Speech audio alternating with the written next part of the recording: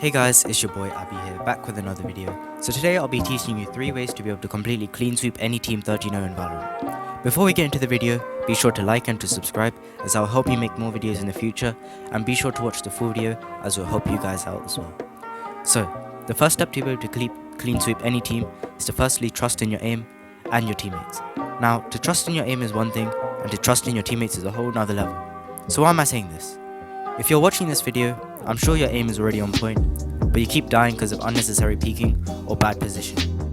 If we watch a clip from Tens playing on an icebox, we can see that his positioning is elite, but along with that, he trusts his teammates. Let's watch. Okay. Pop them all in. Yeah. Top, raptors. One nest, that's dead. One backside.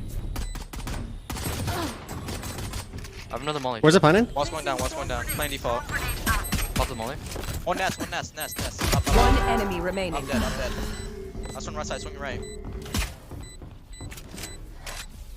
Gojo has first, I think. He's just running around. Good job. Like, what? He does not care about the ball. Oh, I'm dead. What this clip is basically telling us is that when Tens got 4 kills, he had to trust that the killjoy would clean up or at least trade the last kill when he decided to peek the angle. Tens missed most of his shots, meaning that killjoy eventually had to clean up the fight, otherwise Tens would have died. This was a successful trade without it being a trade. To manage this, you need to trust in the teammates that you have. Let's watch another example of Tens trusting his aim, and once again his teammates. This time he's playing Neon on Fracture. Yeah, maybe it's not RNG. Maybe it was calculated.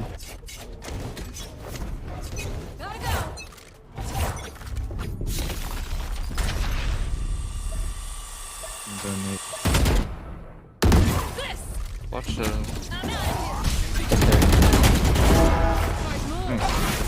Power. Dead. Back on Side. Let's go. Just one inside. Good job. Oh, Come on. You could have wide peek spawn.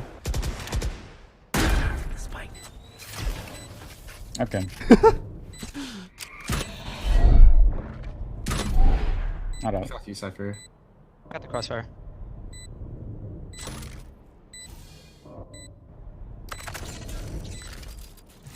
Tripwire destroyed. So CT. Camera taken out.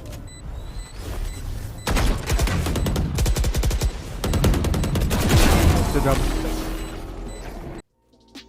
At the very start of the round, he attempts to find information on who is A main, ready to peek into A-hole. But then he realizes that there was someone there, so he stuns and instantly sprays into the boxes to secure a kill.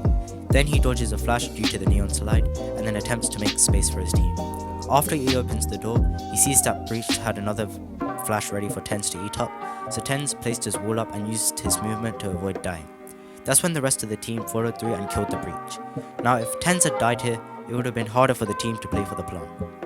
After Breach died, Tens moves on to the fight in A link, but ends up getting caught by the tripwire. I'm assuming that he thought one of the teammates would have broken the trip for him or something, but he focused on the kill on Cypher, which means that he saved his team from getting traded one by one. And if he went for the trip, he would have died instantly to the Cypher, meaning the value to the team would have gone down. These are excellent examples of how Tens trusts his aim and more importantly his team. Let's move on to the second point, which is to take more time when you aim and to play specifically with your team. Now you might be thinking that to take your time while you aim is quite obvious, right? But Valorant isn't only about aim. If it was, it would quite literally be a CSGO copy. If you want to take a fight, think about the util you have available to you. For example, if you're playing Reyna and you're about to take a fight, learn to think about flashing high or low before taking a fight, instead of instantly taking the fight. And avoid spraying at all costs unless you're up close to the enemies. This is a mistake made quite often in lower elos, and I've been making the same mistakes as well, so just get out of that habit. To play with your team basically means to think about your team composition and how you are able to play around the opponents. The less unnecessary fights your team takes, the better. as this allows your team to get down the plant and play to defend the spike. The whole point of Valorant is to wait for the opponent to make a mistake, whether mental or physical, and capitalize on it. Here is an example where thinking before aiming is implemented.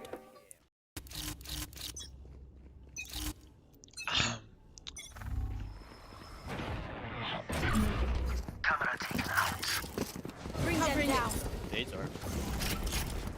Yo, what the fuck? I'll find you. Back off. Feeling fed. Catch them. Marked one. No need to. Over long. Here's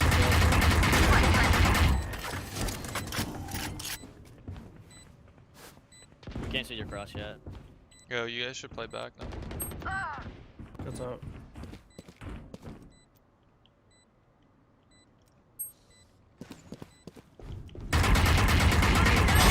Die.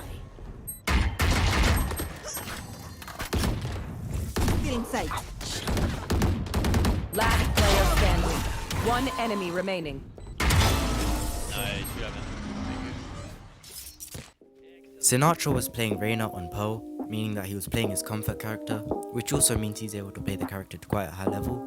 He starts off the round checking the angles behind pillar, where a rat could possibly be playing, and he sees that there are no people here. And from here he decides to walk up to B site to look for a fight at B link or B hole. After that he uses his flash to catch anyone who is holding an angle off guard, and this worked in Sinatra's favour because KO was looking straight at the flash after taking the jet out. After getting the kill there, he goes to cubby where he looks for someone flank. After his team repositions to play for the spike, planting to defend from ramp or main, the opponent harbor puts up his shield, which Sinatra sprays and he gets lucky with a pick from an unlucky jet. He then finishes the round quickly with 2 quick kills. He thinks very carefully about the plays he makes. Some plays he made here were favourable even if they didn't get him a pick, for example the shooting of the shield. They needed to shoot out the shield, otherwise they wouldn't be able to defend the spike, and somehow he ended up headshotting the jet and killing him.